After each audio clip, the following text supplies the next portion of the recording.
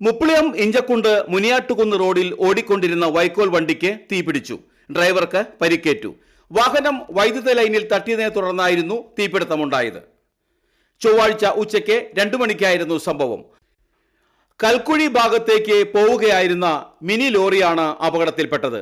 ഓടിക്കൊണ്ടിരുന്ന വാഹനത്തിന്റെ പിറകിൽ നിന്നും പുക ഉയരുന്നത് കണ്ടാണ് സംഭവം ഡ്രൈവറുടെ ശ്രദ്ധയിൽപ്പെടുന്നത്. ഉടൻ വാഹനത്തിൽ നിന്നിറങ്ങി തീ അണയ്ക്കാനുള്ള ശ്രമം നടത്തുന്നതിനിടെയാണ് ഡ്രൈവർക്ക് പരിക്കേറ്റത്. വൈക്കോലായതിനാൽ അതിവേഗം തീ പടരുകയും ചെയ്തു. നാട്ടുകാർ ചേർന്ന് തീ അണയ്ക്കാൻ ശ്രമിച്ചെങ്കിലും തീ അണയ്ക്കാനായില്ല. ഉടൻ പഞ്ചായത്ത് അംഗം റോസ്ലി തോമസ് പോലീസിനെയും അഗ്നിരക്ഷാസേനയെയും വിവരം അറിയിക്കുകയായിരുന്നു. പുതുക്കാട് അഗ്നിരക്ഷാസേനയും വരന്തരപ്പള്ളി പോലീസും സ്ഥലത്തെത്തി തീയണച്ചു. വാഹനം പൂർണ്ണമായും കത്തിനശിച്ച നിലയിലാണ്.